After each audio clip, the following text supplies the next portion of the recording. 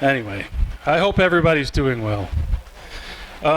If you haven't signed in, don't forget to sign in because we have a door prize and we also sell raffle tickets for the good stuff. So sign in before we start pulling names.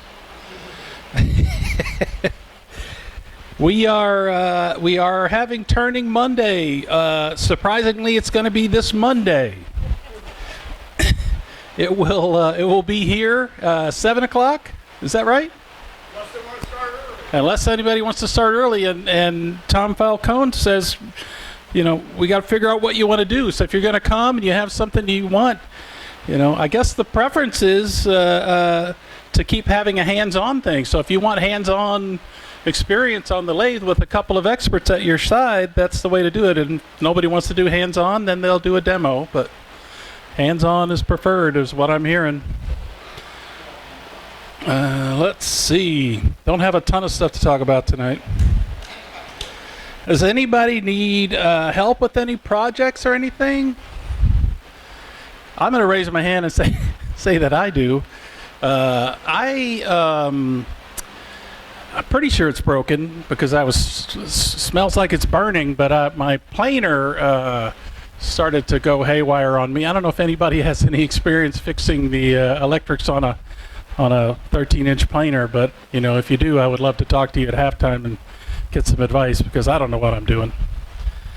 I'd sure like to be able to fix this thing rather than replace it, right? All right, nobody else? I'm the only person that needs help. Pat, what do you need help with? How about putting them back together? I can put it back together, but the problem is I can take it apart, but I won't know which part is broken. I just have to smell them all for burning smell? I don't know. I'm not an electrician. All right. Well, I don't think there's a whole lot else, but we do have an excellent program tonight. Are we ready? All right. We're going to hear about Tite Bond and gluing strategies and everything like that from Bob. Yeah, I'll give them my... All right. Everybody can hear me all right? Excellent. And it's a question and answer type of program, right? You're ready to be answering questions through the whole thing. So Yep. You guys are ready? Let's go. Yeah, so my name is Bob Banke. I'm the technical service manager for Tite Bond products. If you've got a bottle of Tite Bond, there'll be an 800 number on it. That's my group. You call. If you ask for Bob, you can get me if we have any questions after tonight. You may not want to. We also do competitive testing. We have some laboratory people who will do testing of competitive products and stuff. So there are a couple of things we've done in the lab that people will say, I go to these groups all the time. And they'll ask me a question. If I can't answer it, I've got a lab that we'll do some testing and we'll confirm it. So it's really nice to get you guys feedback. So normally I bring samples with me to give out, but since I flew this time instead of drove, I don't have any. But if somebody will give me an address, I will send you guys some samples that you can hand out for your next meeting. So.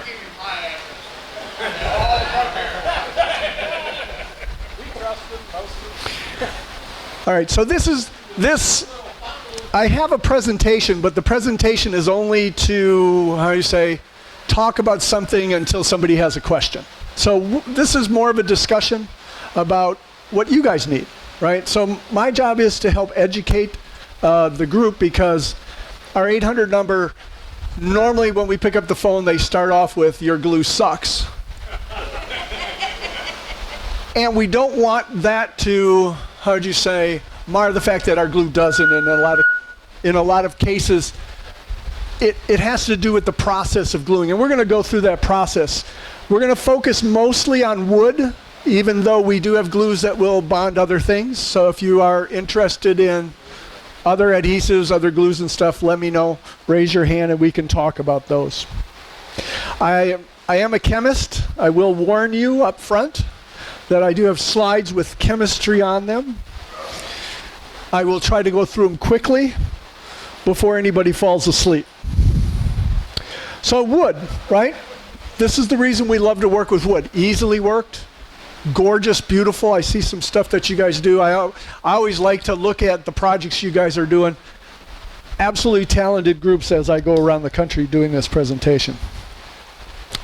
But one of the things is wood is a natural product, and so there are various properties that will affect its gluing capabilities.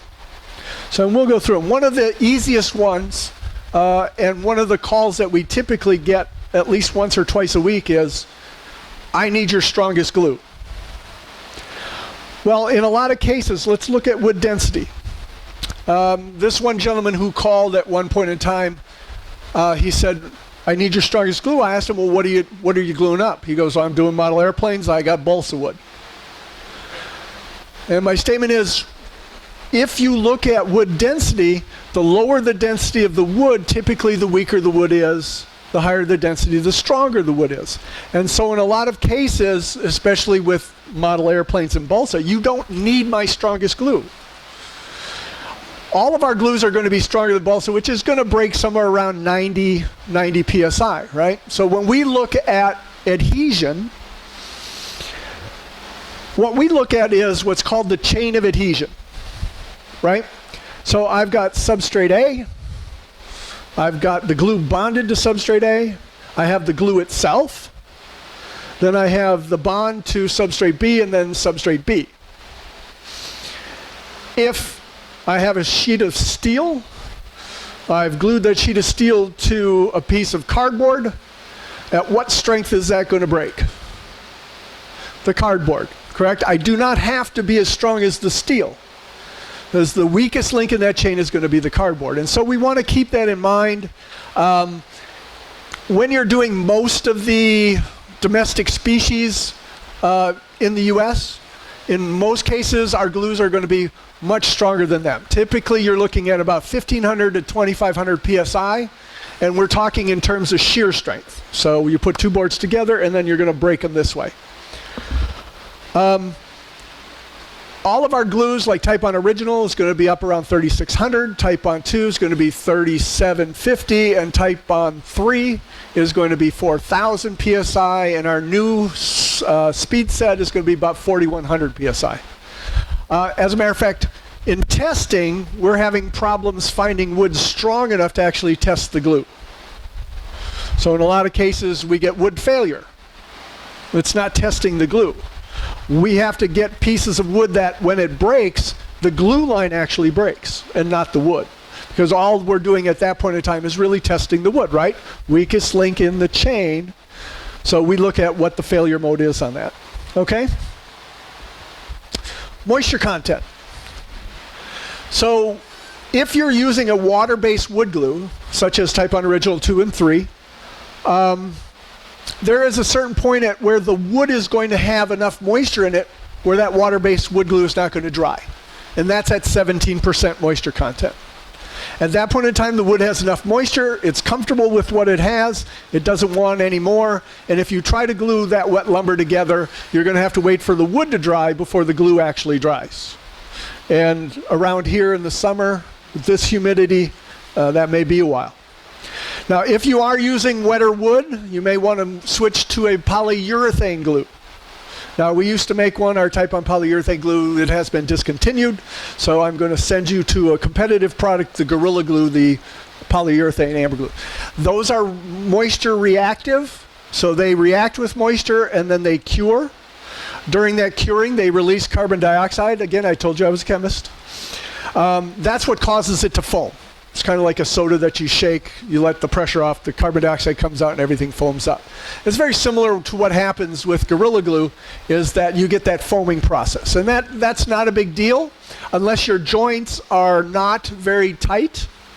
In that particular case, as the glue states, it will fill voids, but the voids will be filled with foam. That foam is about 30 psi in strength, whereas if your joints are nice and tight, you're going to get about 3,000 psi for those types of adhesives. Okay? So when I'm talking about all of the times for drying and all that, our laboratory conditions are 8% moisture content, 70 degrees Fahrenheit, 50% relative humidity. That is not anything like it is today. And so we're going to have to be cognizant when we go through some of this stuff to understand that if my wood is wetter than that, clamp times may have to be longer. Your open time may be longer than that. And so we want to just be cognizant of those differences in moisture content. The other thing we want to understand is that wood changes in dimension. And it will change differentially depending on the direction that the wood has grown in.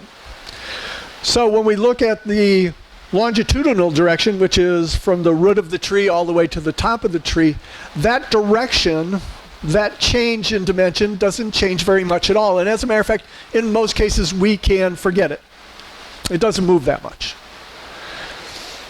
When we look at what's called the tangential direction, that is around the outside of the tree in terms of the direction of the rings of the tree, it will change 2x versus from the center of the tree to the outside of the tree.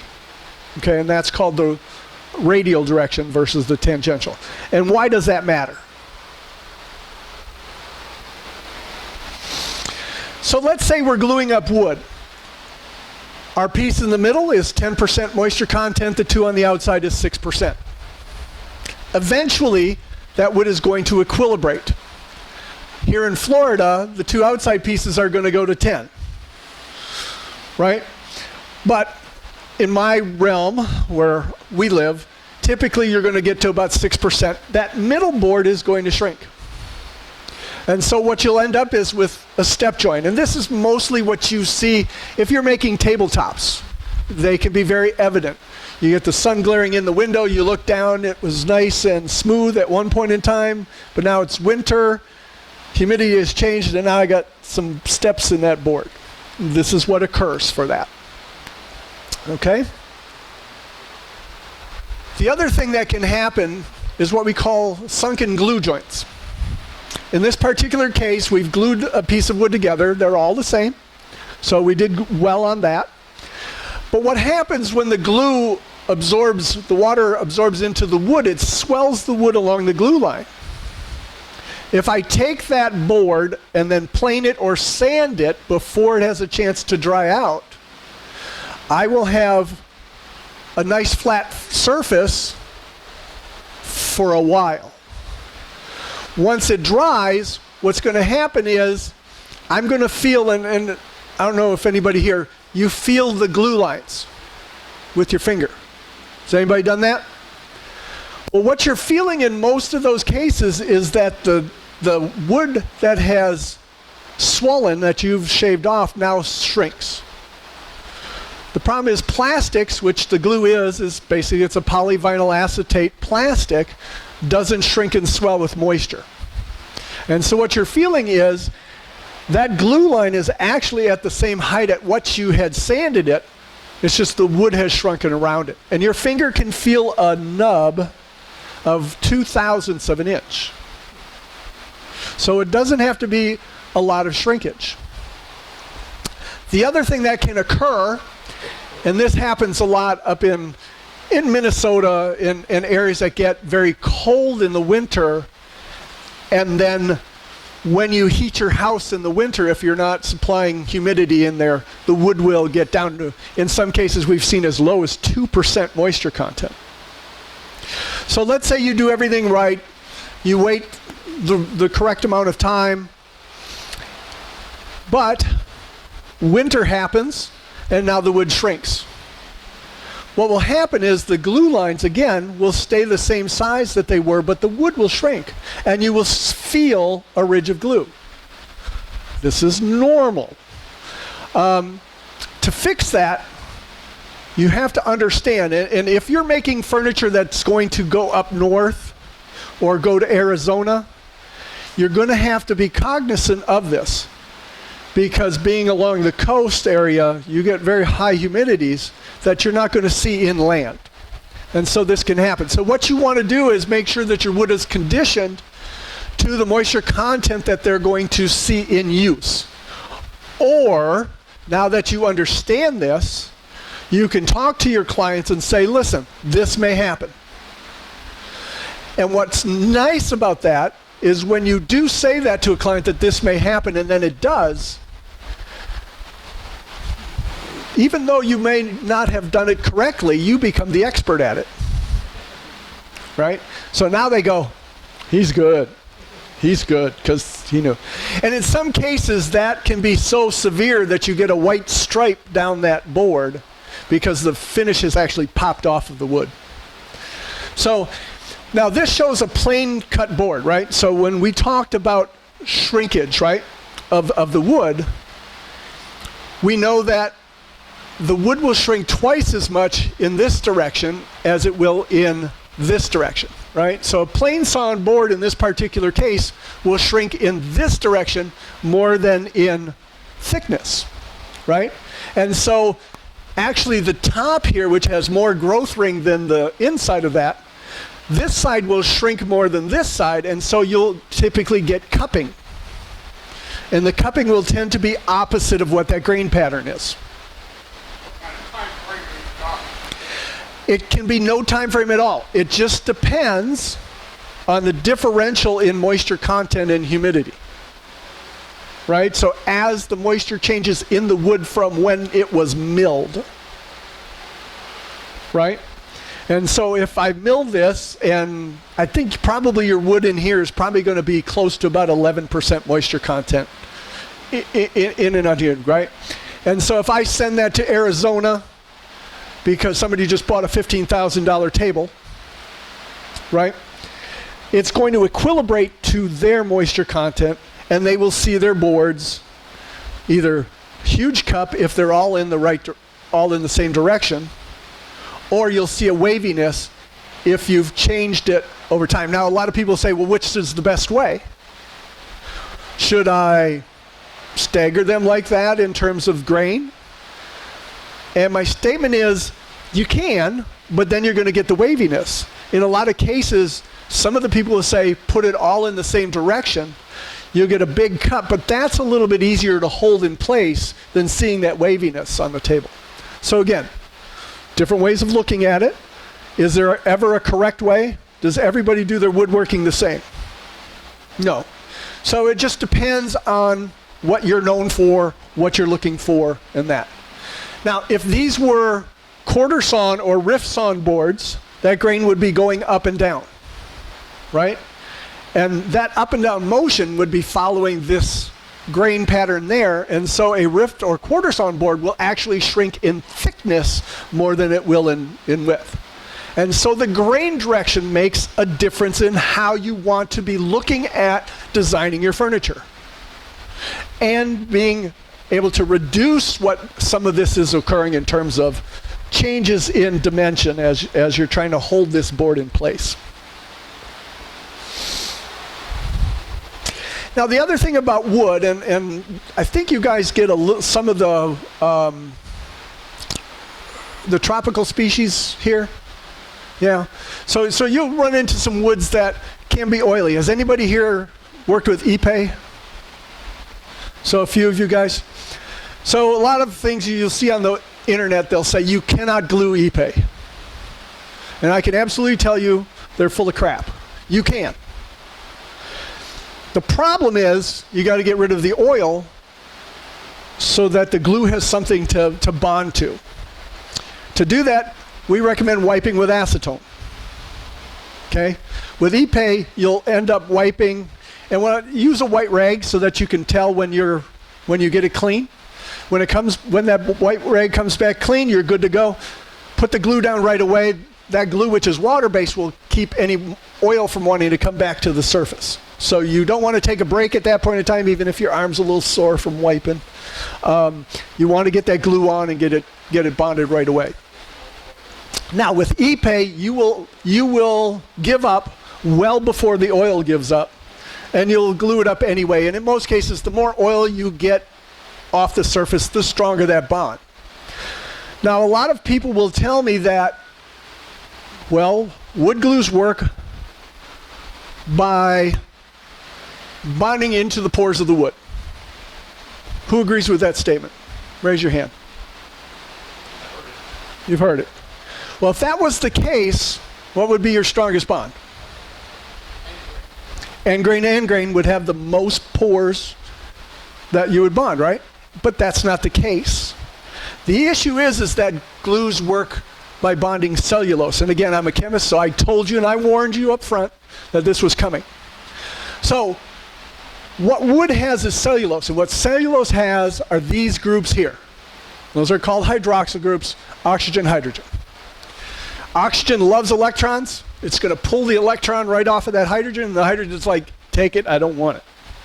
So what happens is you get a net negative charge here, you get a net positive charge here, as you would with a neodymium magnet, right? And so, because there's so many of them, and the glue actually has that also, it's the polyvinyl acetate, actually doesn't bond to wood, it's the polyvinyl alcohol we use to, stabilize the particles in water so that they don't all fall down to the bottom and make a big chunk of mud on the bottom of the bottle. And so those hydroxyl groups get in contact with these hydroxyl groups. They love to bond together, called hydrogen bonding. You get the hydrogen bonding with this oxygen and vice versa. And because there's so many magnets, right? So let's take one neodymium magnet, I put it on my fridge, I can pull it off, right? Now let's put 1,000 of them on there and try to pull them all off at the same time. What's going to happen? All right, I'm going to pull the fridge all the way through the house, right? It starts to get very, very strong the more hydroxyl groups that you have. So one of the things that you want to look for when gluing, right? Let's say my blade is a little bit dull on my saw, or my joiner, or my planer. What happens? Well, what happens is you build up heat on that wood, and it causes the wood to burnish. What burnishing does is it actually takes those hydroxyl groups and actually burns them off of the surface. Now I've got to bond to carbon char, which has no hydroxyl groups or fewer hydroxyl groups, and so the more burnishing that you get, the weaker that bond is going to be. So sanding that off will always help in that particular case, or take a hand plane, and just take that, just that top level. Now the burnishing doesn't have to be dark burnt material. It can be a shininess on the surface too. I don't know if you guys have seen that, right? And so that's going to affect the strength of that bond.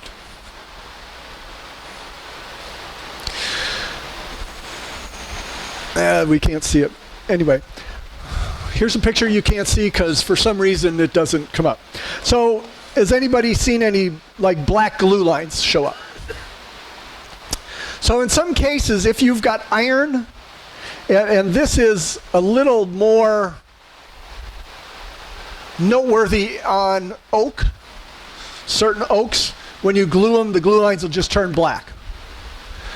The reason is because oak has a tendency to pick up a lot of the stuff that's in the soil where it grows. So if it's growing somewhere where there's a lot of iron in the soil, it can pick it up. The only thing you can do at that point in time is either get a different lot of wood from a different tree, or switch to a polyurethane glue, which will not react with it. So what it is in all of the PVA glues or polyvinyl acetate glues, they will break down over time, forming acetic acid. That acetate group comes off, forms acetic acid, which is the same thing that's in vinegar. Has anybody taken steel wool and vinegar and made a dark dye? That's exactly the chemical process that occurs in this. So like Tite Bond 2, Tite Bond 3, 2 can be really significant in terms of as it gets older, it breaks down. After, depends on temperature, it'll turn to an orange gel. And if you smell it, it smells like very, very strong vinegar. Don't recommend you putting your nose in that bottle because it will make tears come to your eyes. But that's the process that goes on to do that. Okay, so let's talk a little bit about gluing then. So one of the things we want to look at when we do glue things together, we want to look at clamping, right? So in terms of clamping, where the clamp hits the face of the wood, we talk about that as a cone of force, right? So that cone of force, from the face of the clamp, it's going to spread out through that wood, right? And we want to make sure that we overlap those so that there is pressure along the whole amount of the wood. And really the pressure is there just to hold the pieces together while that glue dries. And the glue, as it dries, shrinks a little bit. They're usually about 50% solids, and so the glue shrinks about 50%. You want your clamps there to keep pressing it together while that glue shrinks so you don't get gaps in the glue line. If you're gluing, say, and people will go, oh, well, that makes sense. If this was a veneer, right, and I'm trying to clamp that down to a piece, right? In a lot of cases, I'm not going to have any overlap of force on there, and so that veneer is going to bubble in those areas, right? So what do? We typically add a caul to that, something thicker so that we can spread that load out. Or if we don't have the ability to do that, we use what's called an iron-on veneering technique, which is to coat the veneer on the back of the veneer with Tite Bond Original, which works the best. And then we coat the substrate with Tite Bond Original, let it dry, and then take an iron-on cotton setting, which will melt the glue and work from the middle outwards. And you can melt that veneer right down onto the substrate. There's on YouTube, there's a lot of videos on that. Just type in iron-on veneering and you'll kind of get to see the process. Back up on that veneer and iron. Okay? Okay, so Tite Bond Original has a very short range of melting point. So it's very strong. Once it gets to a certain temperature, it will dive down, be relatively weak and gooey. Let it dry. Kind of like contact cement. It's kind of like contact cement. You just let it dry. Now, what's nice about Tite Bond Original is you can coat it and then go on vacation for a year, come back and iron it on. I've been working on a desk for 3 years. My wife is like, when are you getting that done? I'm like, it'll get there. So yeah, so that works wonderfully. Again, look at it online. We've got one on our website. It's an iron-on veneering with George Van Driscoll, I believe, is what it is. But it works great. And the reason it works great is at an cotton setting, it gets the glue just warm enough to melt. And then as soon as it cools off 2 degrees, bam, it's back up to full strength again.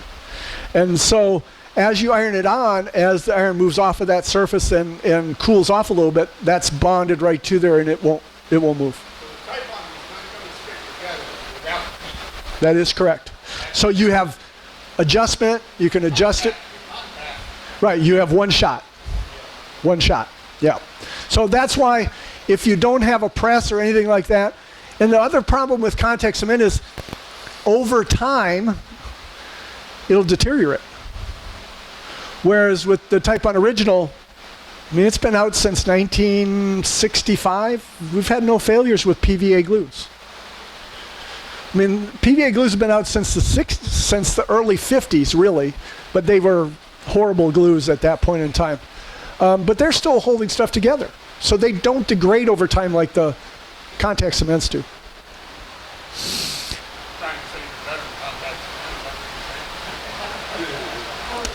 So, yes, for long term, but in a lot of cases, let's say I'm doing cabinets. How long are cabinets going to last in a house? It depends on how long your wife is willing to look at those cabinets, right? So usually, I think the average is 17 to 15 years in a lot of cases before cabinets are redone. And so it doesn't have to last much longer than that in a lot of cases, right? But let's say I'm doing a chest, a hope chest for my 1-year-old, and she wants to pass it on to her daughter. So, 100 years you want it to last, right? So again, we want to kind of look at what is the glue doing in our in our process, right? What value is it bringing to that, and then maximizing that value. So the other thing we want to look at is glue drying. So this is actually what Tite Bond Original looks like under a microscope. They're just, and again, this is not rocket science, they're just little balls of plastic that float in water. That's it. Now you have different sizes, obviously, but that's it. The polyvinyl alcohol is on the outside, this darker portion, and the middle is all of the plastic PVA. That's all it is. It's not much. So what happens when it dries, those particles are far apart. They get closer, closer, and closer together until they touch. Now everybody's rubbed glue between their fingers. It's real slippery, right? Slippery. But all of a sudden, it putties up on you, right? When the glue putties up, that's the point at which they start to touch and they can't flow past each other. If you took that glue that you had, that puttied up in your fingers, rubbed it on a piece of wood, clamped it together, that wood would not bond. That glue, once it's past its putty point, will not flow. So therefore, as a solid chunk of plastic, it's not going to flow onto the wood. It's not going to find those hydroxyl groups. It's just going to stay all chunked up together, right? And that's all that occurs. It's no major thing. So this is what we talk about when we say it has a certain amount of open time and a certain amount of total assembly time. So what's that point? If I took a bottle and filled it with marbles all of the same size, I could still fit 33% water in it, right? So at 67% solids, which is how we look at things, 33% water, the particles will start to touch, and the glue is no longer capable of working as a wood glue.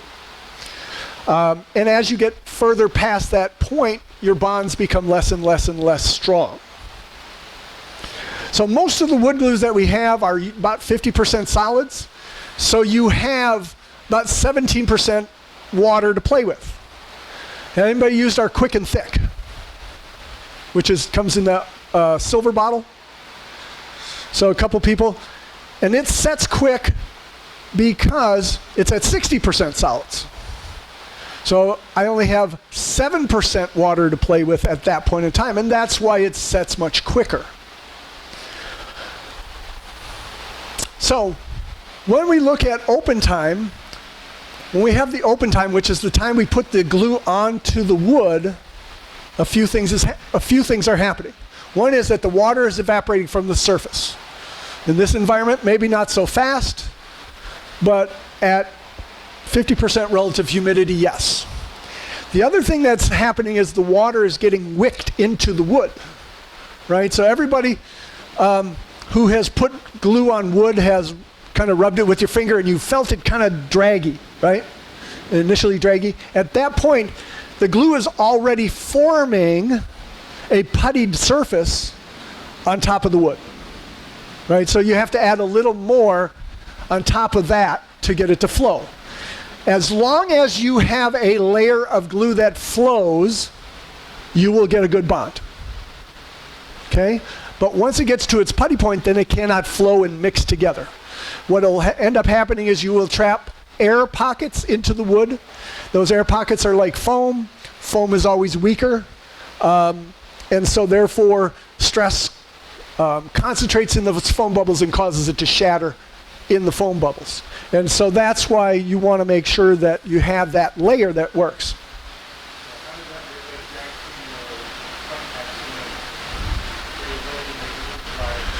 So contact cement actually works. Oh, so to get it to flow, to get our, so for a iron-on veneer, to get the glue to flow, so while it's wet, it's already flowed onto the one side, right? So both sides have got the glue flowed onto the surface, and it's intricately bonded to that surface. To get the glue itself now to flow together, we have to add heat. We actually have to melt that adhesive and get it to flow together through heat. Okay? So you still have to get a glue for it to work has to be liquid at some point in time. Then it has to solidify to a strength sufficient for its use. And that's really it. That's how we look at it in terms of from the technical side. The total assembly time is that time where when you got the pieces together, we get the clamps on. Okay? And the reason is because if the glue gets to the putty point and we haven't gotten our clamps on, no one can get glue or pieces clamped together without some movement. So as I'm putting the clamps on, it's going to move, right? If it's gotten to the putty point, it's going to break that putty, not allow it to flow back together, and so I get a line of air bubbles in there. And that's what's weakening that glue line. When you clamp, the amount of pressure that you put on is a lot or just clamp? So the question is, do you use a lot of clamping pressure or a little bit of clamping pressure? When I first started with our company, we recommended for softwoods, you want to use about 100 pounds per square inch of pressure. For medium density like maple, you want to use about 150, and then 200 for your harder tropicals, and etc. We had a gentleman call, and that call started with your glue sucks.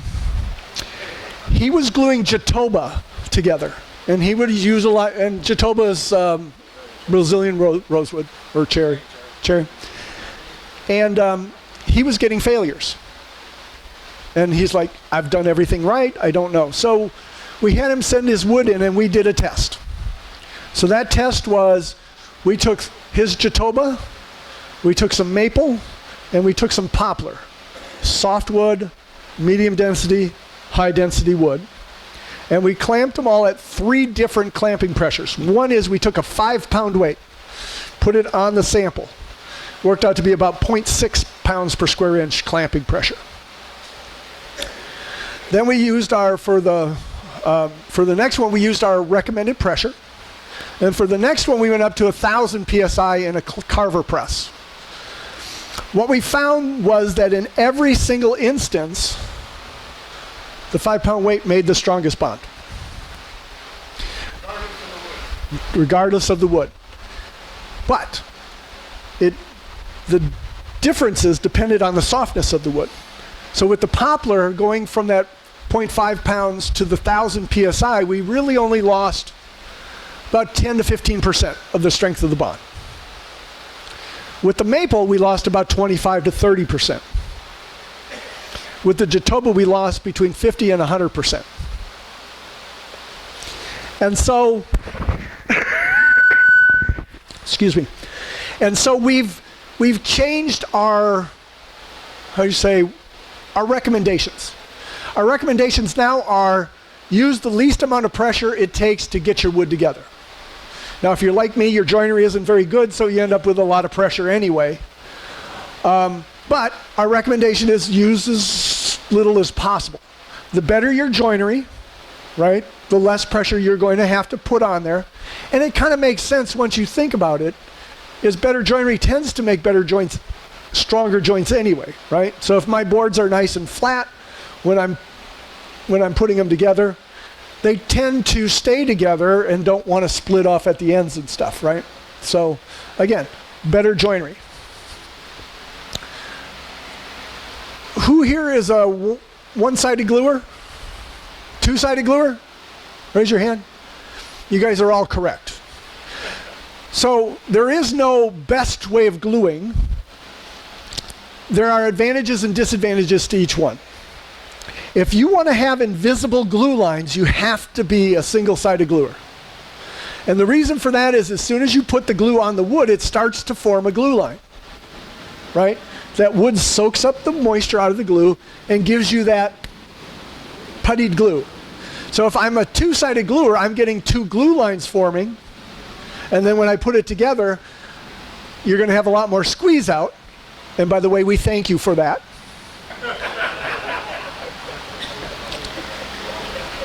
But with two-sided gluing, you tend to have more glue, and you're almost guaranteed a glue, a glue that's going to be movable, right? It's not going to be gummy. Whereas with a single-sided gluing, that glue sets very fast because not only is it evaporating from the surface, but the wood is sucking the moisture out. So you've got to get your pieces together very fast. Tite Bond 2 is notorious for setting up fast. And so I use Tite Bond 3 because I don't like to rush my glue ups. Most of the problems we have when people call me and tell me my glue didn't work is usually Tite Bond 2, because Tite Bond 2 does set pretty fast. Now, our quick and thick sets up even faster, but because we have it on the bottle that it's quick and thick, people kind of realize that that stuff's going to set fast, and they use it because of that. In a lot of cases with quick and thick, you can do a rub joint. Does everybody know what a rub joint is? Put the glue on, rub it until you feel it just catching, and then hold it for a little bit and then set it aside. It's fixtured, it's what's called fixtured at that point in time. You can set it aside, it's going to hold its own weight. If you worked at it, you could probably break it apart. But it's got enough weight at that point in time where you can set it aside without having to clamp it together, especially if your joinery is very tight. That's important too. So, again, both ways are good. It depends on what you do. How I always tell people is, if what you're doing is successful, don't change.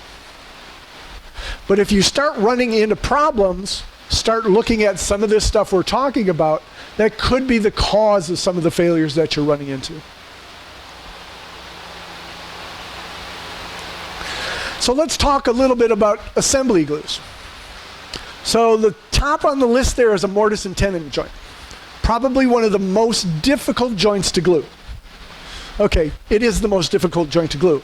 And the reason is, if I have a very tight-fitting mortise and tenon joint, very tight-fitting, fits perfectly, nice and tight, I can glue that together with water and you're not getting it apart, correct?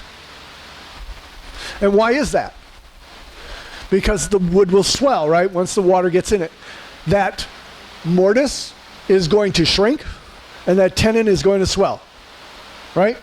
And you won't know whether the glue you just put on there and you scraped all of it off as you're putting it in, and it's holding together very, very tightly because of the water.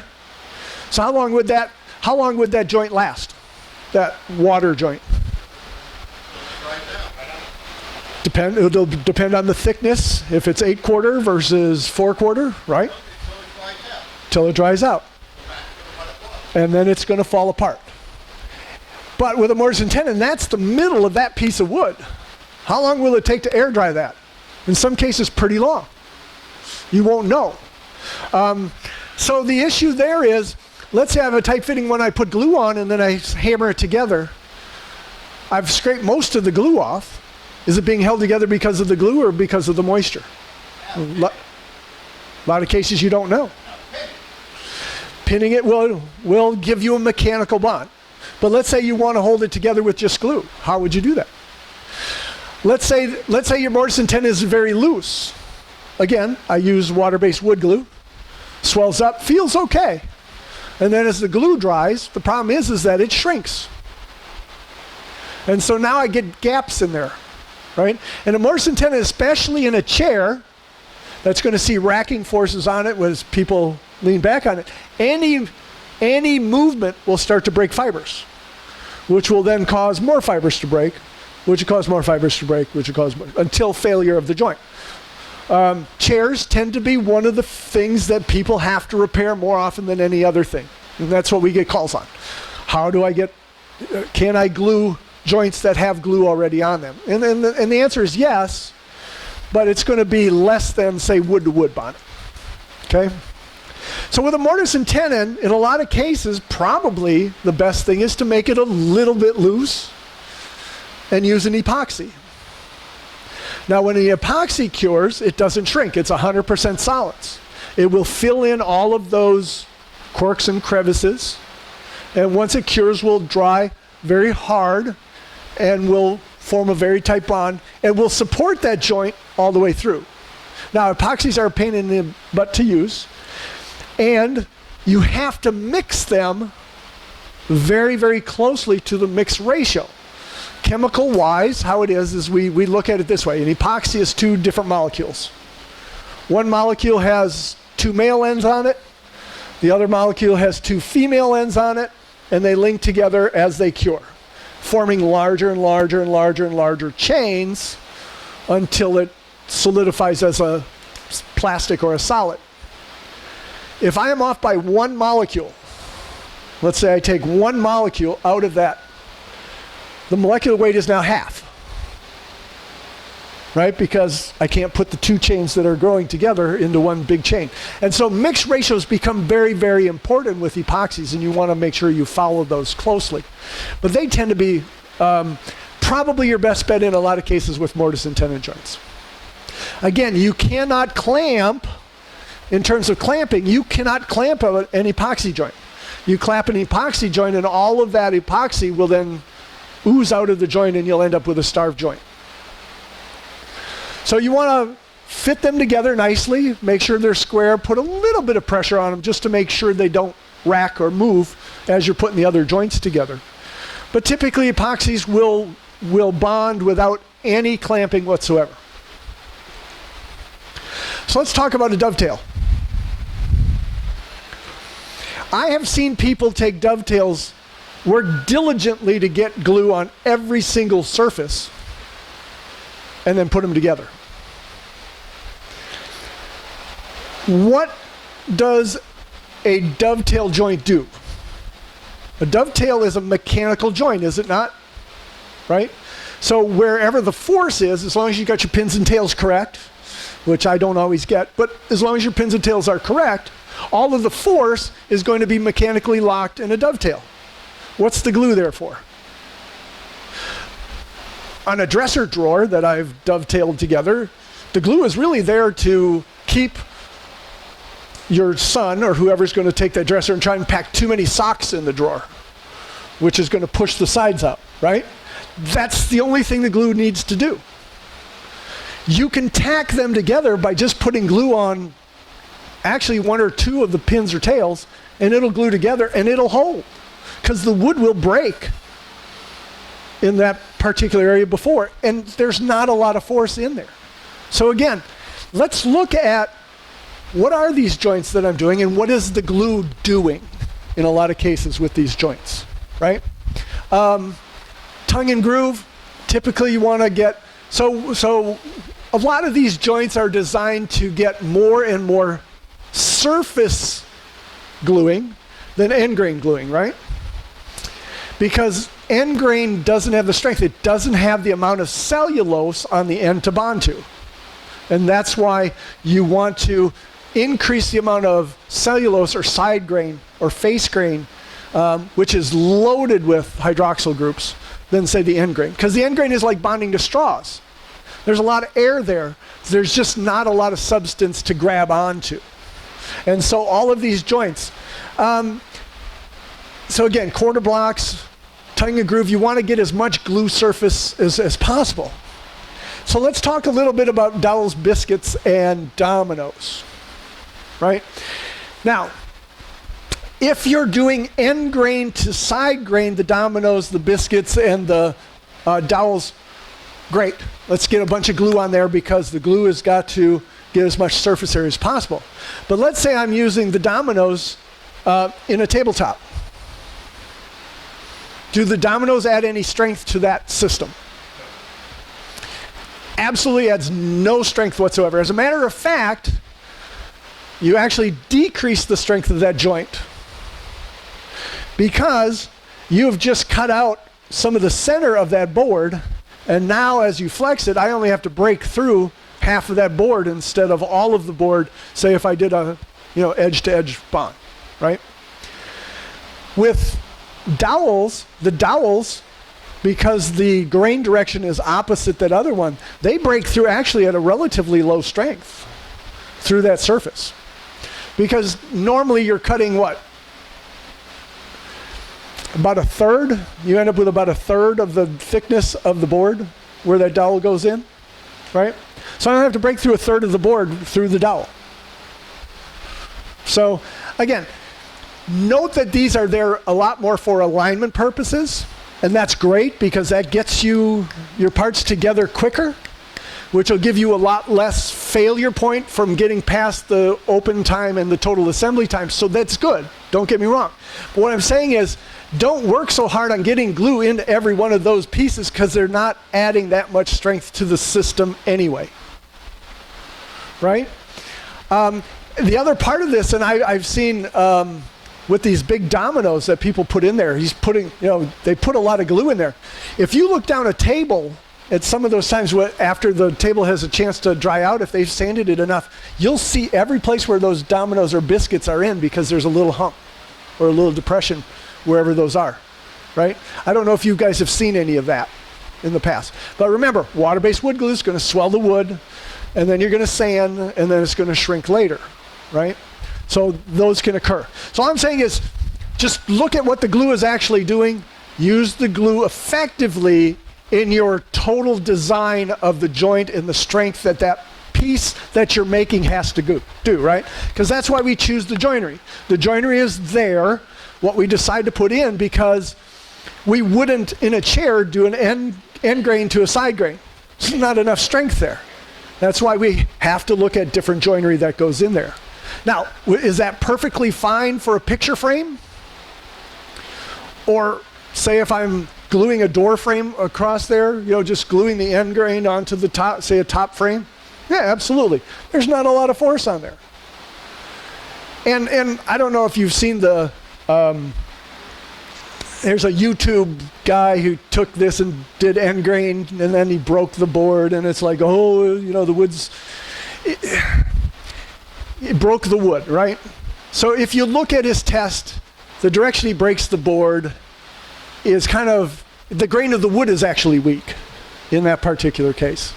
It's kind of like if you've ever seen these karate boards that these guys break. They're all quarter sawn or rift sawn with the grain up and down, right? Face of the board. It's a very weak board. You'd never make a table with that, right? Because somebody would sit on the table, you'd just break the wood right through, right? So you got to be a little cognizant of that. And the reason is, if you use wood like that, then you have to brace the wood underneath to keep it from breaking, right? It's the same thing as if somebody sent them, instead of rift sawn boards, they use plain sawn boards, and then they'd be sending the kids to the hospital because they'd be broken bones from not being able to break the wood. So again, look at not only your joinery, you got to look at the grain pattern of the wood, you look at how the glue is holding it together, and it all goes into that whole process of design, right? Hopefully you get a design from a magazine and you copy that. All of that's done for you, but in a lot of cases, if you're designing from scratch, these are all things that you have to consider. I won't go into hot and cold pressing. A lot of people don't do a lot here, but veneers, we talked about the... Can you spray that for the veneering? So you can spray PVAs, but they don't spray well. They'll spit and sputter. So it's okay. It's good for getting a lot on in a short period of time. But what I would recommend then is take a one of those resilient flooring trowels, the little U30 seconds U-notch trowels, and just go over that and spread it evenly. But it is a great way to get a lot down in a short period of time. You can always add 5% water to any of our wood glues without losing any strength. Weight or volume? Yes. Which one? Weight or volume? They're so close it doesn't matter. Yeah. And that's going to bring the viscosity way down. So be careful, be judicious.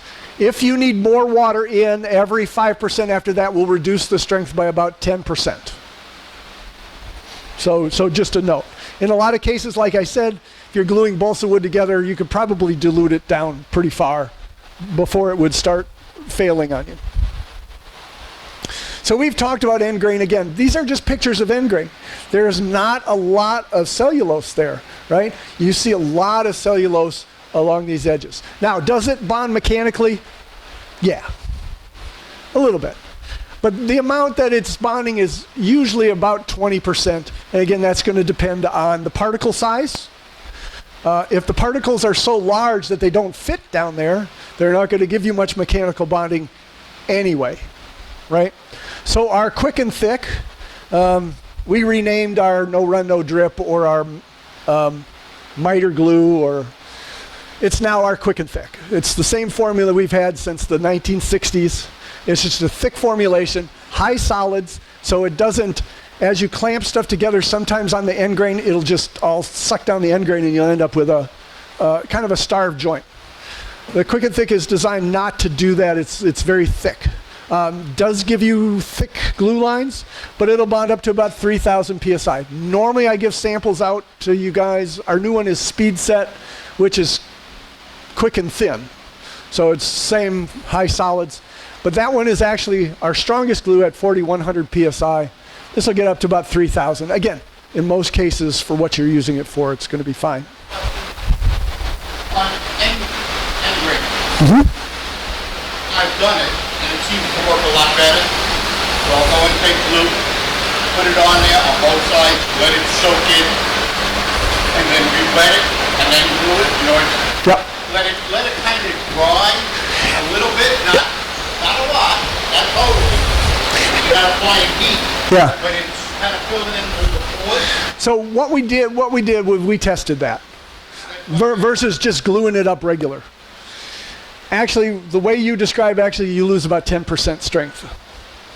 So just glue it up normally. Don't put a lot of pressure on it. It's going to do fine, to the extent that end grain bonding is going to give it to you, right? So maximizing the strength of an end grain bond is like, I've caught the largest small fish I could find, right? So again, just in most cases, no matter how you're gluing up that end grain, it's going to be fine. But you don't have to go through all of that. Just put generous portions on, rub it in, and then put it together. Okay. So the other thing we want to talk about is freezing. Okay, maybe we don't have to talk about freezing. Does it ever get cold enough here to freeze? Yeah, twice a year. Once every 30 years. Almost every 30 years. I could probably skip this section, can I? But anyway, don't freeze it if you can. Now, here, heat makes a difference. So let's talk a little bit about shelf life. Shelf life is meaningless to you guys.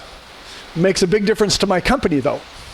So shelf life is really a guarantee that that glue will be usable no matter how poorly you want to store it for the amount of time that we say so. And in most cases, original 2, 3, is 2 years.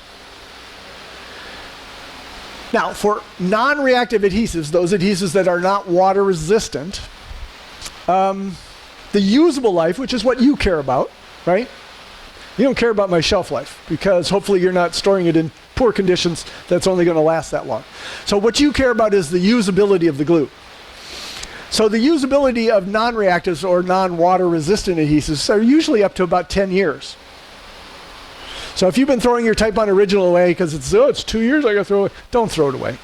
We don't want that stuff in the landfills any more than you guys do.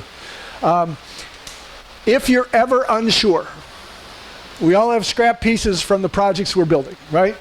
I know I do. Take those scrap pieces, put the glue on it, clamp it overnight, try and break it with a hammer. If you get wood failure, that glue could be 10,000 years old. If it's still breaking wood, that's as strong as you need to get it.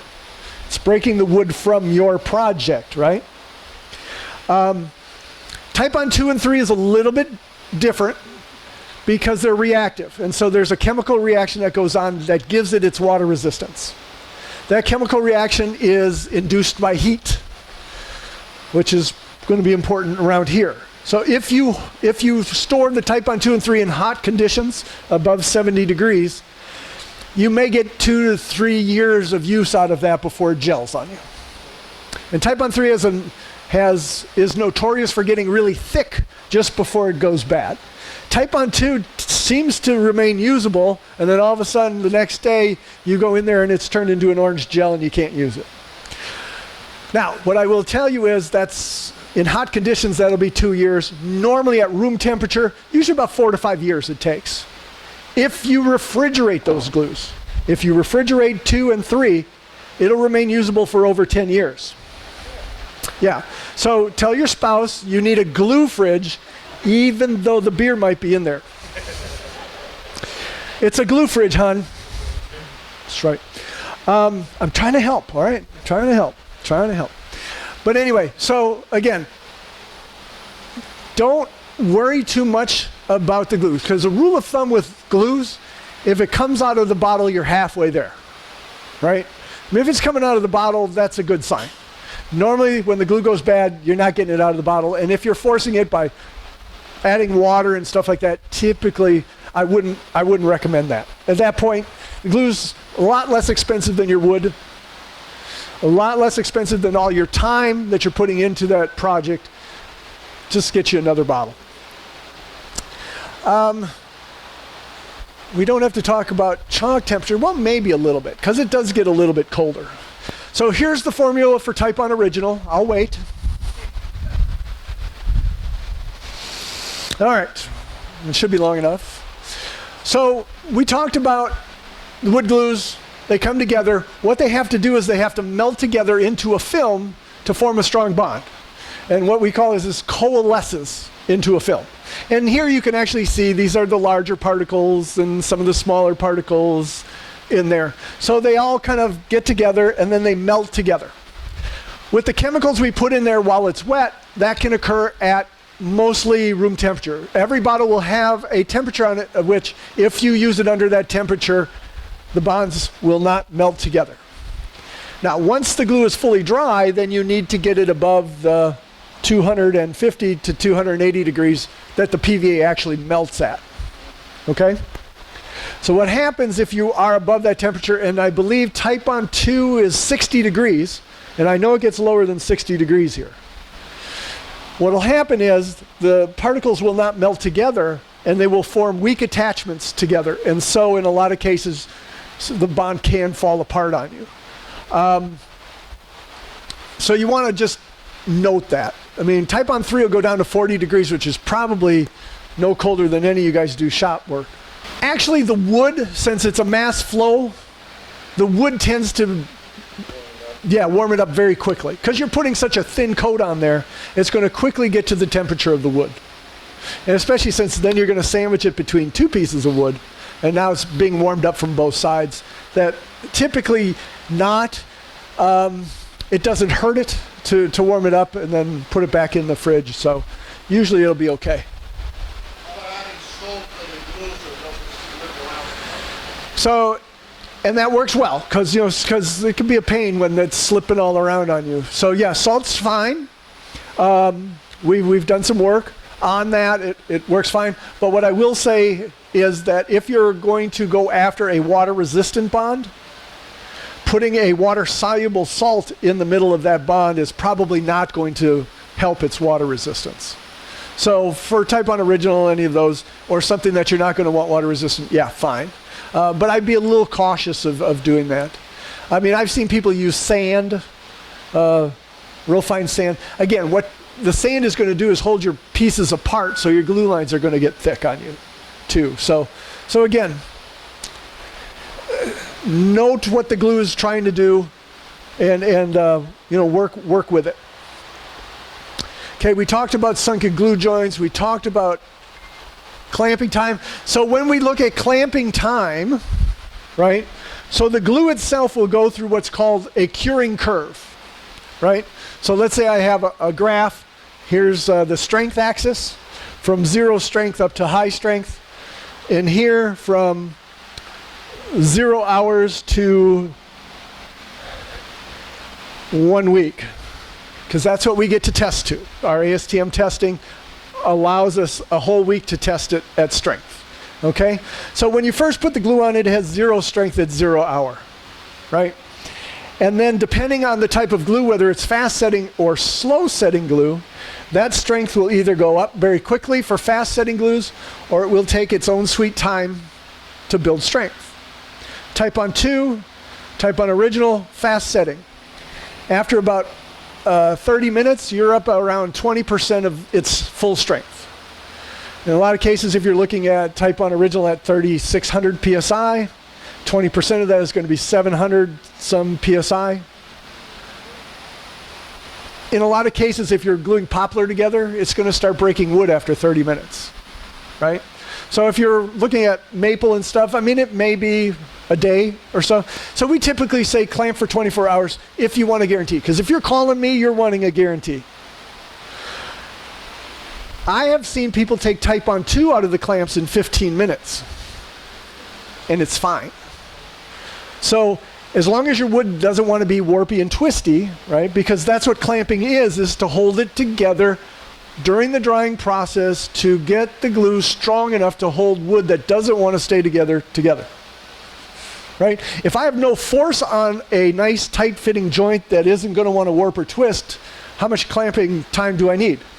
I don't need any clamping time. I put the glue on, rub it together, and then just set it aside, right? But we put clamps on to hold it in the position we want the glue to actually dry in, right? So our boards aren't, off center or something like that, right? So we want to hold it together long enough to hold the boards to do what we have.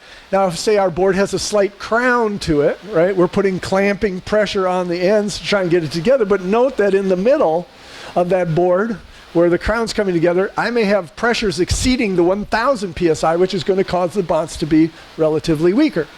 So just note, what you're doing when you clamp those together. Joint preparation, you want to make sure that there's cellulose for me to bond to. That's what our glues bond to. If you've got oil, if you burnish the joints, they're going to be weaker. How much weaker? I don't know. It's going to depend on, how far past you've gone to the burn point. So, yeah, so you really only need 6/1000 of an inch thick of glue, which is 2 sheets thickness of copy paper. That's what you need. Now, can you put that amount on consistently? No, I've glued for years and years and years. I can't do that. Is that enough glue for this surface? Absolutely not. Yeah, because what happens is, remember, as soon as I start spreading this glue out, the wood's sucking the moisture out of it, right? I may get this about 1/2 inch on each side and I can't move the glue any longer, right? I want to make sure that I wet out at least one side totally, but if you're a single-sided gluer, you got to make sure that other piece comes on while that glue is still flowable, right? If I run my finger across there and it wants to skip and drag, that's not going to work, right? Because it's puttying up already on that surface. So again, I won't know how long that's going to be because I don't know what your conditions are in your shop. I mean, it could be drier, could be more humid. If your wood is up closer to that 17% moisture content, is it going to suck the water out of the glue very fast? No, not at all. And as a matter of fact, if I need an infinite amount of working time, I can actually take a moist cloth, wet the wood, and take a humidifier. Again, I probably wouldn't need it in this weather, but take a humidifier, blow, get one of those ultrasonic humidifiers, blow over my gluing area, get the humidity, relative humidity at 100%, the water won't evaporate. I can get an unlimited amount of working time. But note that you've just put a lot more water into the system, so your clamp times and all that are going to have to be longer, right? The strength build is going to take a lot longer than, say, if the wood was dry.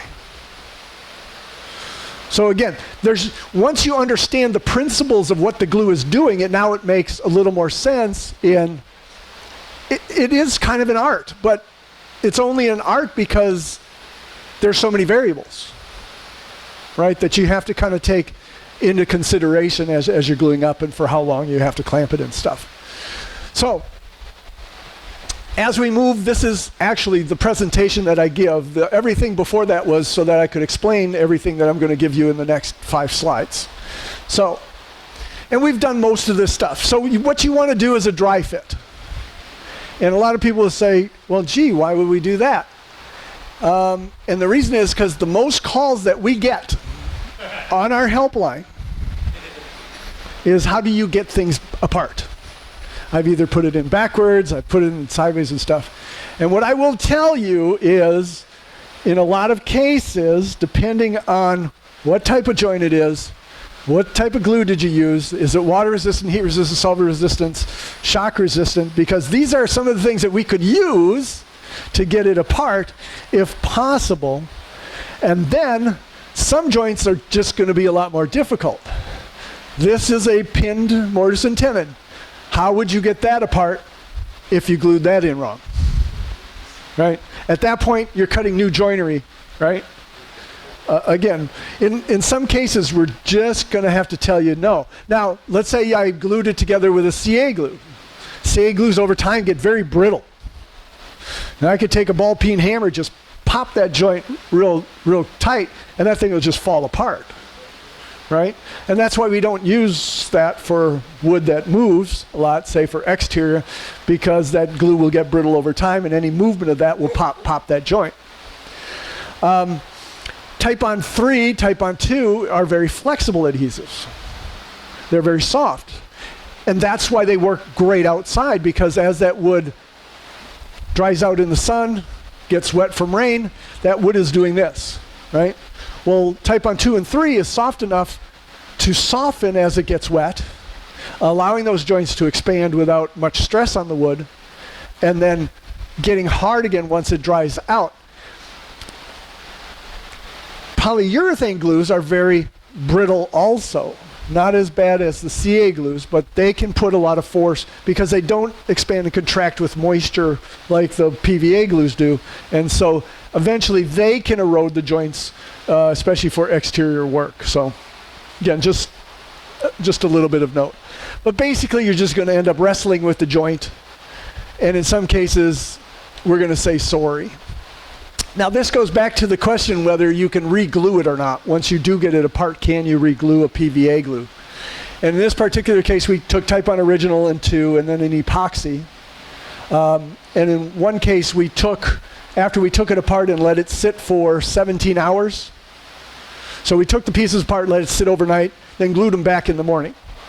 When you do that on a sanded bond, you retain about 78% of the strength. If you glue it back up right away, actually your strength goes up. And what we feel happens there is that the glue lines get thicker. And the thicker the glue, the more movement that the wood can take before it breaks, right? Because the glue stretches, right? Which allows that wood to, how'd you say, spread out the force of breaking. Right?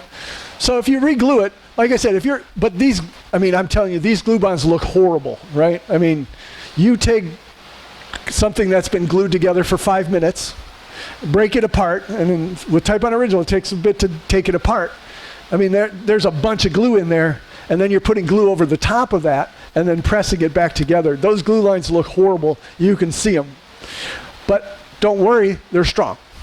And that's why being a two-sided gluer doesn't matter. In a lot of cases, the extra glue in there is probably a benefit in a lot of cases. But if you go and take 17 and you don't want to deal with the loss of about 25% strength, go ahead and glue it with an epoxy. The epoxy stick to the PVAs very well, and you'll get back up to the 117%. Again, those joints sometimes can look pretty bad. So do a dry fit. That does a few things. One is it allows you to figure out the number of clamps you're going to need to hold your stuff together. So that when you got the glue on, you're not yelling for your wife or somebody, "Hi, Neil, give me more clamps," right? We've all been through it. We all know. So it will help you with that.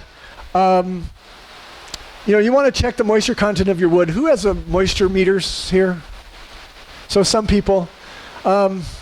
Again, if you run into problems with step joints or you're feeling the joints and stuff, get a moisture meter. Just get an idea of what your wood is. Get comfortable with, that gives you a little bit more comfort in how long you need to clamp it and things like that. You want to determine the correct glue, right? Does it need to be water resistant? Do you need a lot more working time, shorter working time? Do you got to get it in and out of the clamps and all of that? Make sure your glue's in good condition.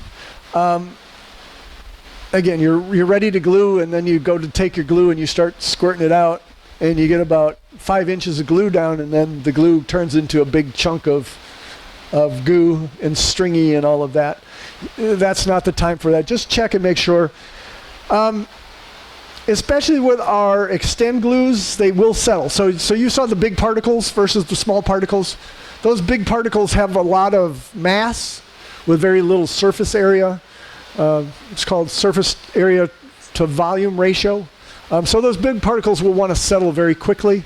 The smaller particles will stay floating a little better. So what happens when the glue sits on the shelf? You'll have big particles on the bottom, small particles on the top. Will they both glue? Yeah. But the large particles carry a lot of mass to them. And so mixing them will help to get you a glue that we've intended for you to use, right? And in a lot of cases, that 16-ounce bottle, that 8-ounce bottle's got a very small tap. So mixing can be harder. What I recommend is get a stick twice as tall as the bottle, use that opening as a fulcrum, and that helps you. But you want to pull that stuff up from the bottom. If anybody uses the extends have clay in it. The clay will settle like bad paint. And if you don't mix that back in, you're just using Tite Bond Original anyway. So it won't matter. If I get in the middle of the glue up, or start the glue up, and recognize that I'm not going to be able to finish it, I probably should have never started. Can you take a wet rag, wipe the glue surface, and then come back the next day and have no issues? Or Yeah, no problem with that at all.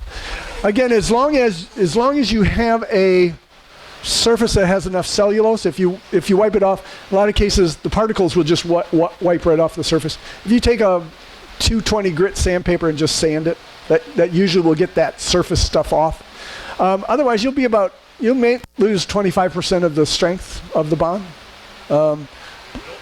If there's just vinyl acetate on, if there's PVA, if there's just glue, dried glue on the surface, yeah, you'll like I said, that when you re-glue something, you'll lose about 25%. But in a lot of cases, that's plenty strong enough. In a lot of cases, your joinery is holding most of that together anyway, and the glue is there just to hold your joinery together, right? So, if you're ever unsure, test it on some scraps of wood. I mean, that's all you need. You want to mask any iron pipes. So if you're using your pipe clamps, you want to mask that, because again, that's what's occurring. You're creating it's called iron acetate. It's the same thing that occurs when you take steel wool and vinegar and put it together, right? There's vinegar or acetic acid in our glues. That's just the nature of all PVAs. They're all going to do it. That's why you can't use PVAs for photographs and gluing in newspaper stuff, because over time that acid will break down the paper.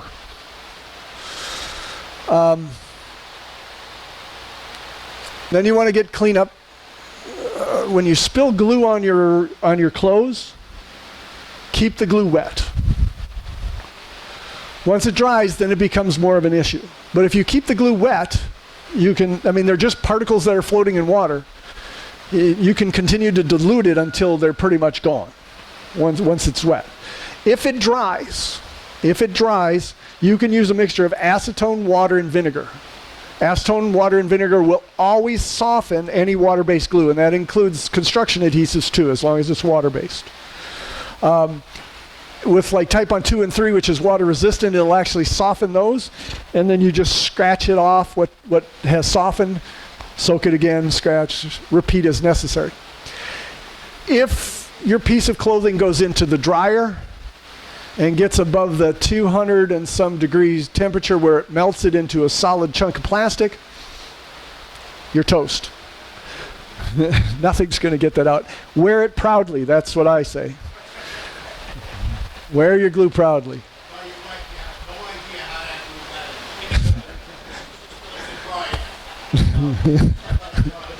Oh, my son used to work in the plant, and he'd have blue jeans on, it'd spill all over there. My wife would put his stuff, when he first started, she'd put it in the dryer. Those pants were glued to the dryer drum. So she learned, turn them inside out, and then wash them. Then they just stick to themselves. Eventually, you got to buy new clothes because you can't get it out. So for the glue up process itself, remember, you got an open and assembly time. If you're a single-sided gluer, get an egg timer. Set a timer. Because you're going to want to know when you're getting close to that time, because anything past that, your joints aren't going to hold that well together anyway. Or switch to being a two-sided gluer at that point in time. Okay? Any tropical woods you want to wipe with acetone. Acetone is the best. The reason is acetone will dissolve any of the tree resins that are out there. However, acetone evaporates pretty quick. So when you do wipe, you want to wipe, and then as it evaporates out of that rag, it's going to cause the concentration of what you just wiped to get higher and higher. It'll start plating back out over the surface. So wipe, new portion, keep wiping.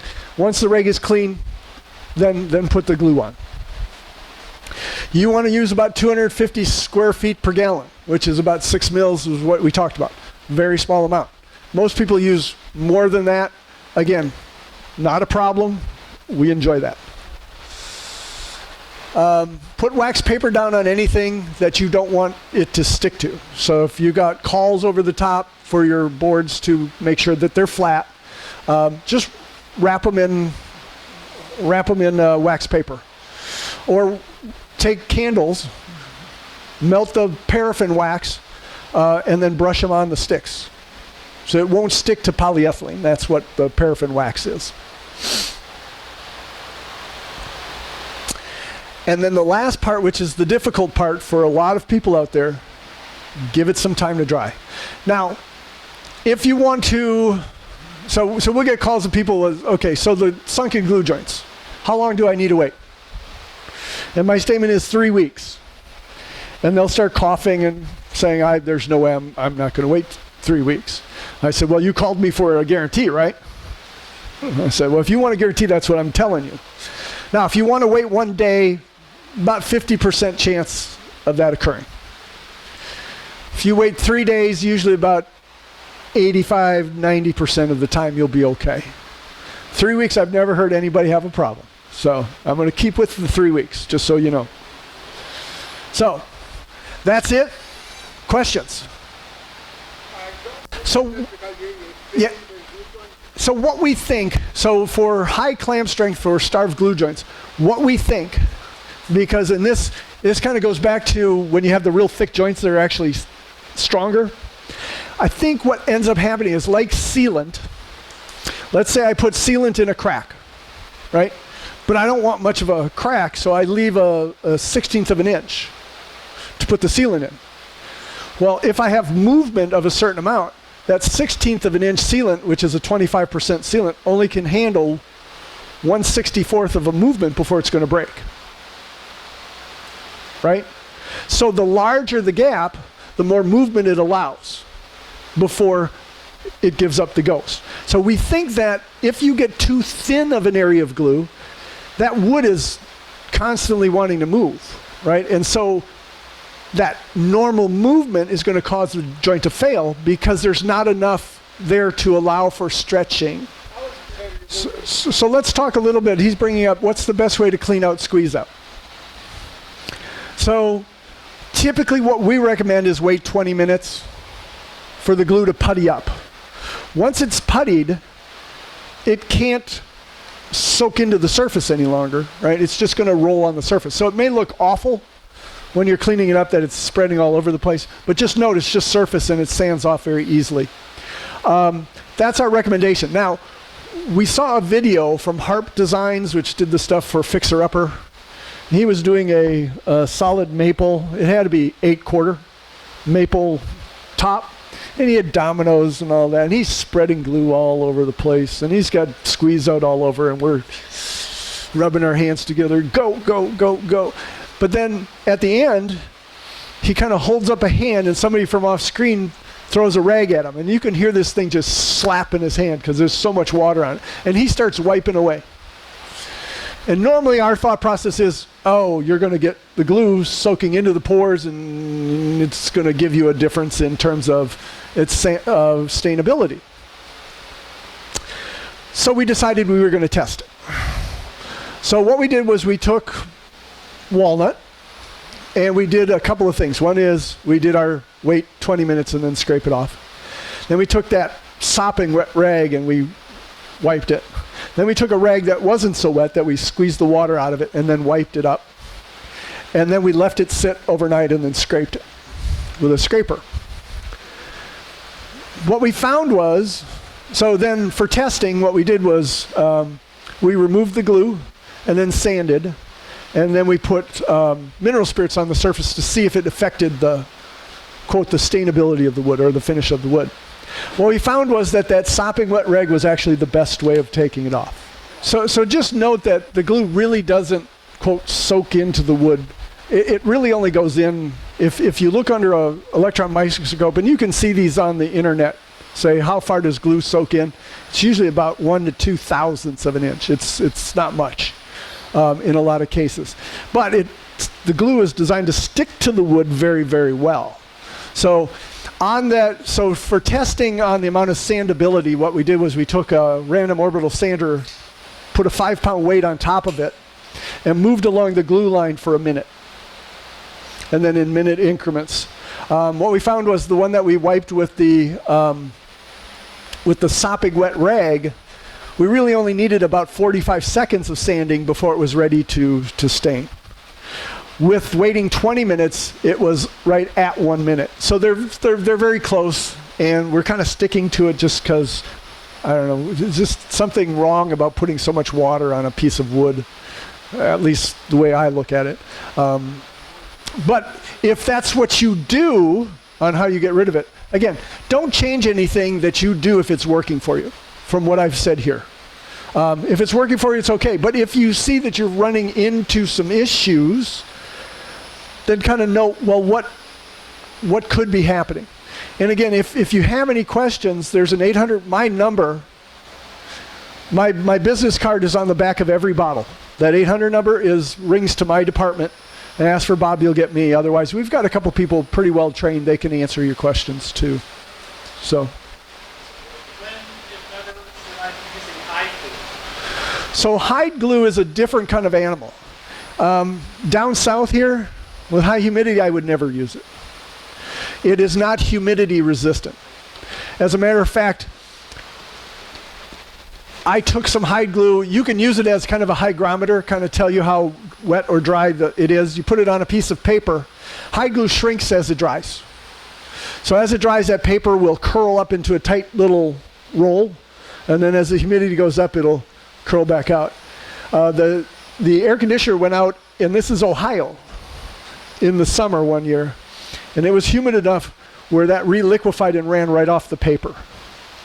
So I know people use it, but I question, if you get into high humidity days, that bond can come apart. It does lose a lot of strength. So, okay, that's it. I'll stick around for a little while for questions. I know some people don't like to give questions in front of the group, so I'll stick around for a little while. Thank you. Thank you so much. That was great. Okay, before we take a quick break, I'm going to turn it over to Barry for 1 sec.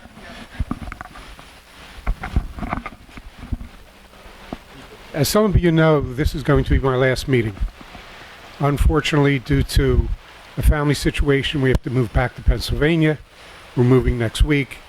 Not what I really wanted to do.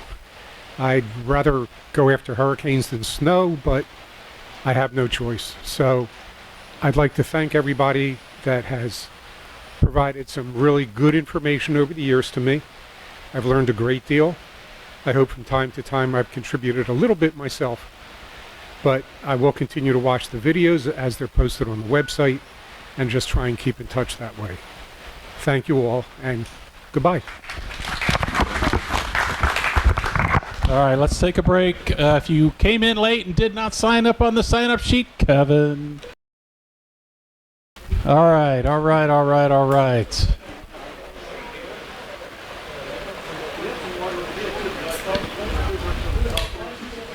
So normally when we start the meeting, I introduce new people, and I completely spaced on that. But I think we have a couple of new people here. Yeah. Just tell us your name and then what you like to do with woodworking, if anything. My name is Gary. I haven't done anything with woodworking since high school. I'm interested in maybe getting someone to help me build a wooden paddle for pickleball. Excellent. So that's, All right. that's why I'm here. I figured there was no other place to come besides. I think this somebody place. can So help you. somebody looks qualified. If somebody can help Gary with a pickleball paddle, let's get to it. All right, and then we have one more. You, sir, in the red hat. A little more. I'm trying to. You're new, right? Yes. All right. Tell us your name and what you like to do in woodworking. Well, my name is George Fitzgerald, and I'm new here, I guess. And, you know, I like to dabble in mostly doing anything, making jewelry boxes, and Excellent. I'm working on a bookcase right now, so. Perfect. All right. Thank you. Welcome, welcome, welcome. Okay. I don't know if you guys know this, but my favorite part of the presentation always is the show and tell. So let's let Pat get to it. Okay, I know nothing, but Randy knows something. You do, I'll hold. If I drop it, do I just keep it? This is a sofa table or a couch table. It's kind of like a TV tray that you can slide under the couch. Made out of some cherry that I had laying around, trying to use it all up. I did use the Tite Bond one on it. I did not use biscuits in the top. I did use dowels to hold the legs together. Wife likes it. I already see some rings for the glasses, so I guess I need to redo the top, maybe do some Olie's oil. I just finished it with some linseed oil, but maybe do the top in a different finish. But the plans I found on Rocklear, I actually followed the plans for once. For the most part, anyway. That's no fun. No, for the most part. But you can always adjust the height to fit whatever couch you have, and she likes it, and anyway, it works out fine. So, nice project. Very good. Thank you. Very good. John. You're smoking. John, where'd you go? Oh, there you are. I'll do this. Okay. You gotta read the back? No, Not this time. not this time. Usually the back has the types of wood I use, but since this was for the 2x4 project, it's all out of one piece of 2x4 with various. So you're ready for stain. this year's project, huh? No, this actually won a prize at this year's. Oh, did it? Okay. And I was supposed to bring it in, and I kept forgetting, and so now I brought it in. Okay, awesome. Looks great. So if you want to know what you can do with a 2x4, you got to go to the summer picnic, and you will find the strangest things that people think of to do with a 2x4, including me. Very good. Nice.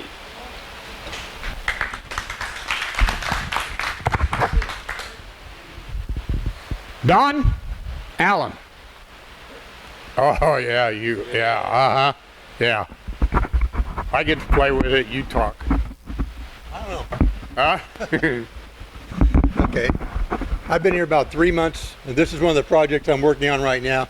It's compound scroll sawing. So you cut one side, and then you turn it around and cut the other side. All right, now keep your eyes on it. So That's awesome. it starts out on a 1 3/4 by 1 3/4 block of wood, and you glue a pattern.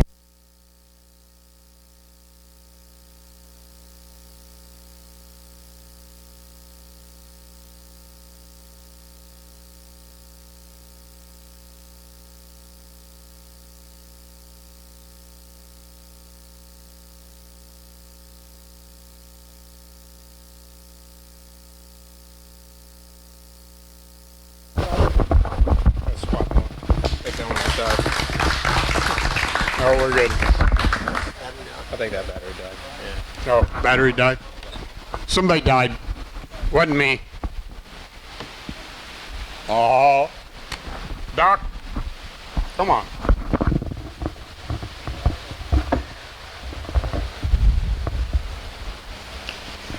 He kind of asked me for some advice last time. I don't think he needs any. Oh, I don't know about that.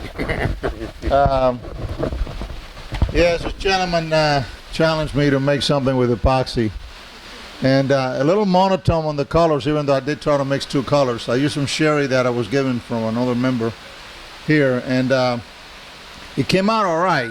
But again, the colors are a little monotone, so next time I'm coming over here for a lesson. You wouldn't have told them that. They'd have never known it, you know it? I didn't have a live edge, so I actually took my bandsaw and I make a little curve, make it a river, and there it is. It's a river table. So, That's great. Yeah. I put some fancy legs on it, and that's it. You can't have it at Spain. Tom! Tom's always round. Yeah. Once in a while he does something a little bit weird. Yeah. Nice piece of rosewood that I got from Pat here. And I like would say really how light the sapwood is compared to the heartwood. And that's because would say it was done fresh. I didn't let it sit around for a while. Okay, again, the finish on this is the Howard's Butcher Block Conditioner. That's all that's on here. Very good. Very good. Now, I went out to Advantage today. And I was looking at, I was out there getting some epoxy for my granddaughter, but I always go look for a special piece of wood or something like that that I can't live without and buy it.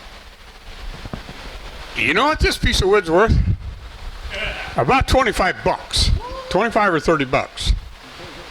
So any of you guys that are turners in here, don't go out to, I mean, you can go right on ahead. They'd appreciate it. But I got more wood here than to shake a stick at, okay? So if you're turn, I got wood. And you're welcome to it. I mean, if you want to pay me, I'll let you. But you're welcome to it. Yes. So, yeah, this is, I walked through their little thing out there today. Wow. There was Purple Heart. 8 by 8 by 4. $50 or $60, something like that. Yeah. Yeah. That's, you know. Okay. That takes all the fun out of making something wrong. Funny. All right. I don't want to steal Randy's thunder, but I just took a quick glance at the balance sheet. Looks like we have some money. And then Randy will take it over for giving away some free stuff. We do. The treasurer's report is up here by the sign-in sheet. A lot of that came from Pat Kerr. He sold a bunch of tools, a joiner, a table saw sled, a bunch of stuff. So about $1,000 of that came from Pat. So thanks a lot, Pat, for doing that for the club. Yeah.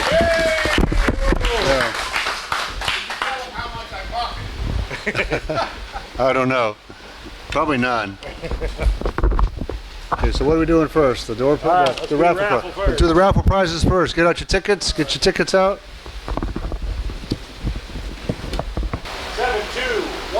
7211.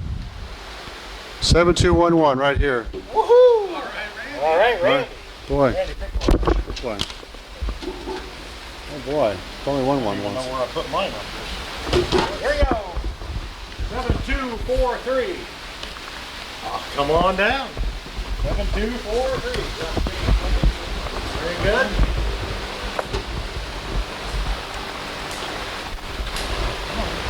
Here we go. Thank you.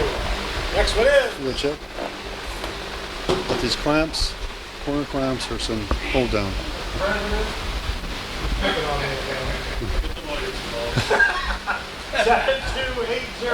7280. 7280.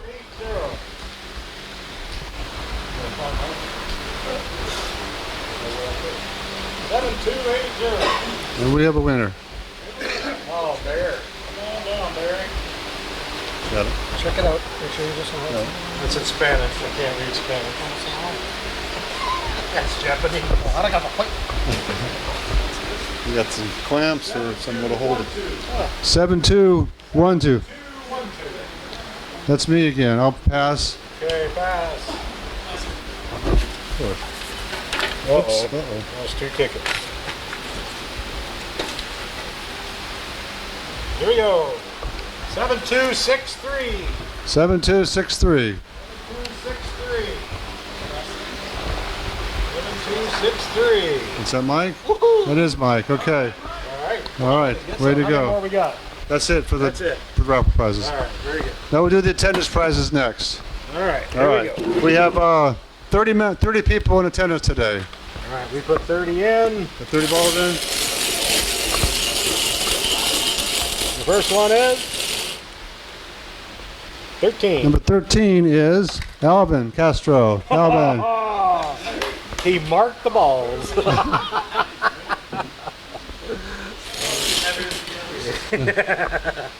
27. Number 27, Barry Taylor. Barry. Here again, man.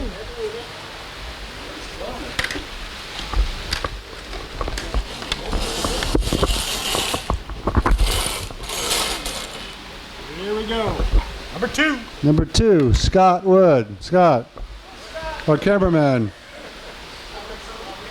Thanks for helping out, Scott. Come on, you want something? Come on. Yeah. This is Mike's son, everybody. Scott Wood. All right. Helping us on the camera. On the camera. Next number is 5. number 5, Al Brown. Big guy. You got a shirt there, Scott? Okay. Okay, yeah, please. Thanks a lot. Thank you.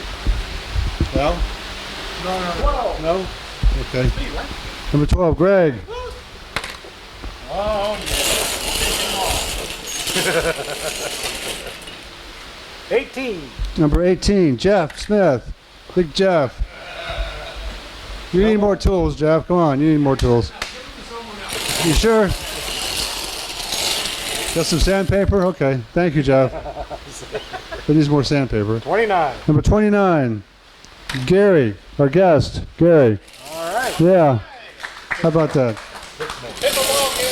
Yeah.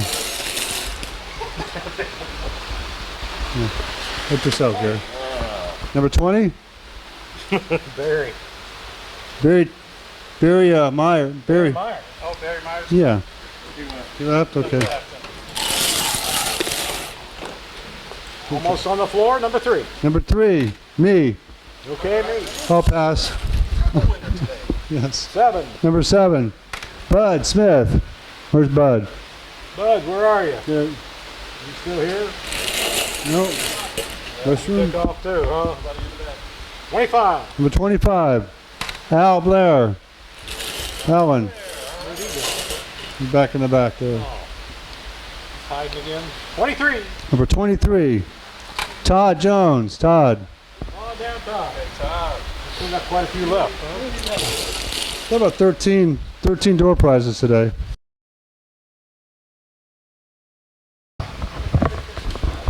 All right. Looks like we're ending just on time. Thanks again, Scott Wood, for showing up and helping out where Larry used to be. So really appreciate that.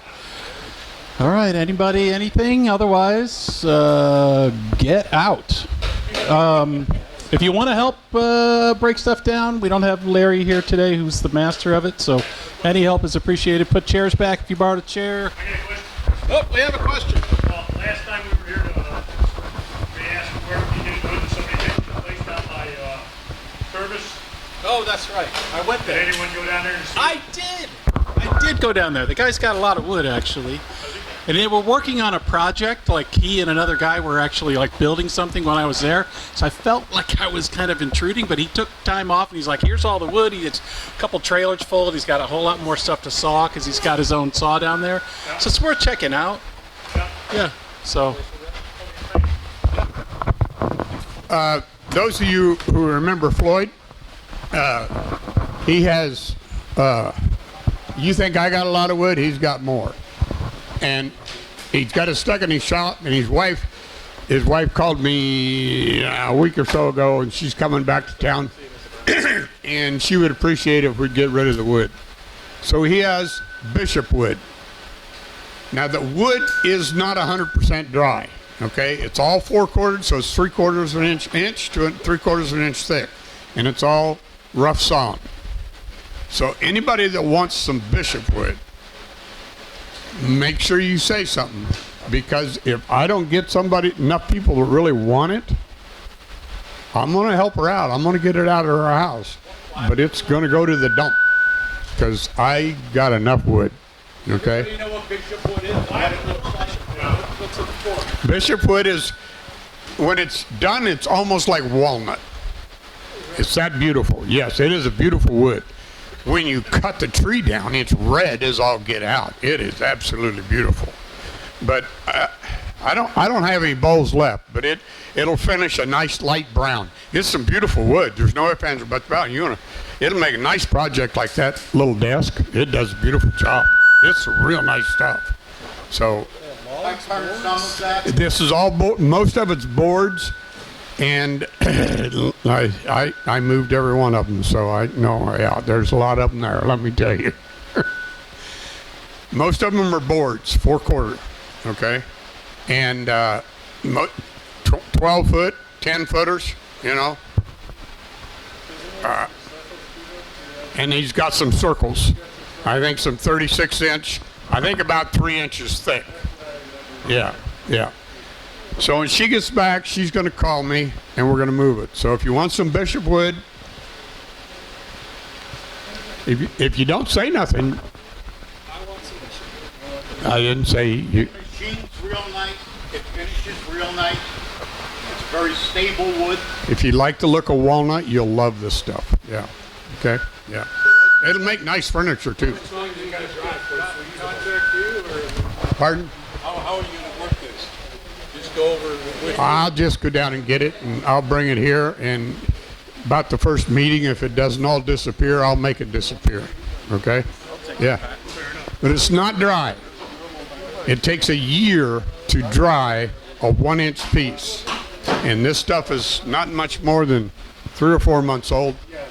So now, if you want to go together, there's people that'll dry it for you in 3 or 4 weeks. We can take a whole bunch of it to there, but it's gonna take some money.